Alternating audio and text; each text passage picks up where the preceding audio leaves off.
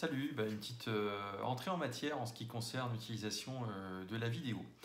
Ça fait maintenant pas mal de temps que j'enregistre des podcasts pour Boss Autrement, j'écris des articles, tu me fais l'amitié d'en lire un certain nombre et d'en écouter un certain nombre, ça me fait très plaisir et ça fait pas mal de temps que certains d'entre vous m'ont demandé si je comptais bientôt passer à un format vidéo, tout simplement parce qu'ils aiment bien ça et que pour les gens qui ne me connaissent pas, ils aiment bien aussi voir tout simplement la tête de leur interlocuteur autrement qu'en photo.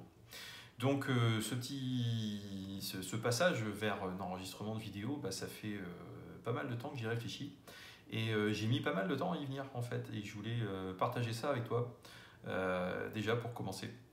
Je mets pas mal de temps à venir à la vidéo parce que c'est un format qui, pour moi, est plus exigeant que les autres. Mais peut-être que je me fais du souci pour pas grand-chose. Les soucis habituels, c'est tout simplement que il faut travailler un peu les éclairages. Quand tu fais de la vidéo, c'est pas trop mon truc.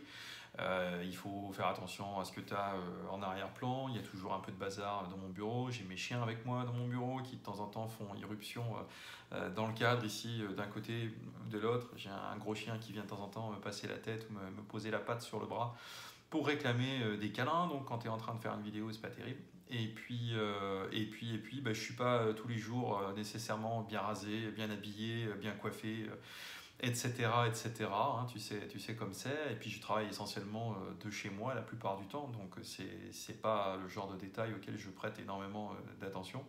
Et puis la vidéo, elle laisse des traces un peu partout sur le web pour la postérité, pour pas mal d'années. Donc si tu veux, voilà, je vais essayer d'éviter de passer pour un guignol complet le jour où je me lance en vidéo. Mes enfants vont me regarder. Aujourd'hui, ça les fera peut-être marrer.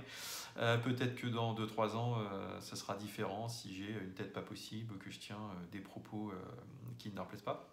Donc voilà, la vidéo me semblait peut-être de façon complètement erronée devoir me donner plus à assumer que des podcasts ou des articles. Voilà, puis bon, j'ai regardé un petit peu autour de moi ce qui se fait par ailleurs. Hein. Il y a d'autres gens qui prennent la parole en vidéo et qui ont beaucoup de succès à le faire et que les gens viennent regarder avec plaisir. Je regarde d'ailleurs moi-même un certain nombre de vidéos d'un certain nombre de vlogueurs et je me rends compte que l'arrière-plan approximatif ne me dérange pas nécessairement, que l'éclairage approximatif ne me dérange pas plus que ça, que je me fous de savoir s'ils sont bien rasés ou pas, ou s'ils ont une chemise impeccable avec un col ou une cravate ou autre chose, ça m'est complètement égal, parce que c'est pas ça le sujet. La vie est trop courte pour se préoccuper de ce genre de choses. On est en 2018, bientôt 2019, et très clairement, je pense qu'aujourd'hui tout le monde est prêt à regarder des vidéos prises un petit peu sur le vif. Donc écoute, c'est parti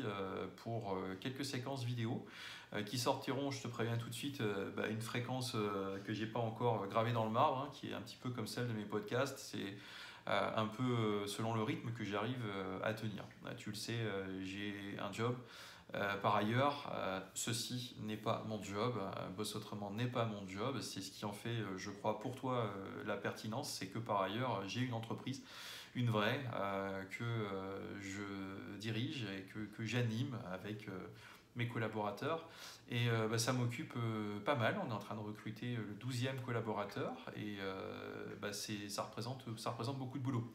Donc les vidéos ne sont pas mon métier, je les sortirai à la fréquence que je pourrai et je prendrai la parole toutes les fois que j'estimerai intéressant, pertinent, nécessaire. Ce serait sans doute prétentieux, mais important pour moi et j'espère de temps en temps utile, éclairant pour toi.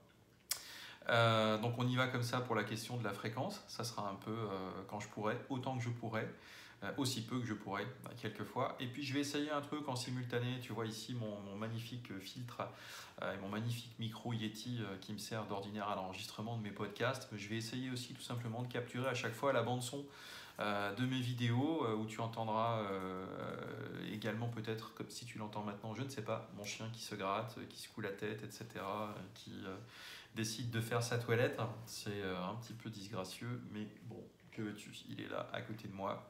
Un de ces quatre, je te le montrerai. Je ne doute pas qu'il viendra faire irruption dans le cadre de temps à autre. Donc j'essaye d'enregistrer en même temps la bande son de la vidéo pour te la restituer également en podcast. Voilà, tu sais tout.